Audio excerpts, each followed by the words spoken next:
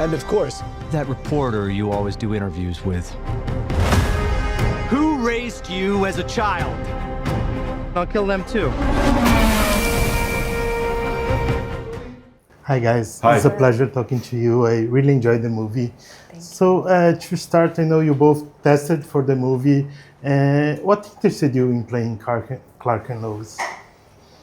It's the kind of thing where like you don't really need to be interested. You just are amazed that you're getting the shot to like audition for such iconic characters. iconic. We keep using that word, but there's no better word. They are icons. You said it best. Like whether or not you've ever seen a Superman movie or read a comic, you know what that S means. Even if I had I didn't grow up reading comic books. I'd only ever seen the Chris Reeve, Margot Kidder Superman movie, but I know who Lois Lane is. Yeah.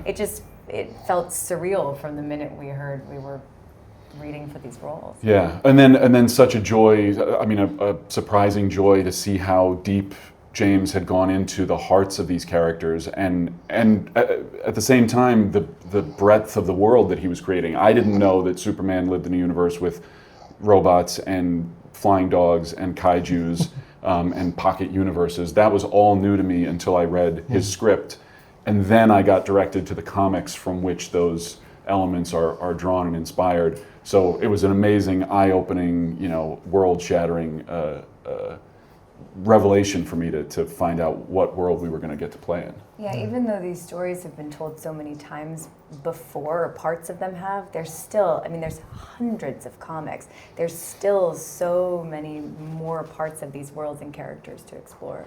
Yeah, I know Rachel talked yesterday about talking with reporters to prepare for the whole of Lois. It made me wonder, who do you go to talk about playing an alien super strong guy? That's a great question. Two people or kinds of people who come to mind are power lifters and bodybuilders, people who spend a lot of time moving heavy weights. Did you talk to them? I guess I hung out with them kind of. I watched a lot of YouTube videos with them, while I was training.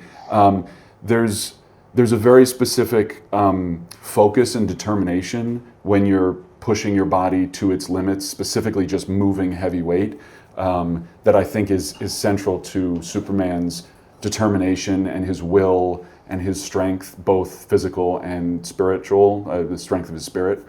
And then pilots is another thing, people who fly planes. The responsibility that they take people's lives in their hands, the attention to the demeanor. You want your pilot to be calm and reassuring and good in a crisis, and those are all elements that are really important to Superman. What he wants to convey to the public, in addition to what he wants to be able to do for them.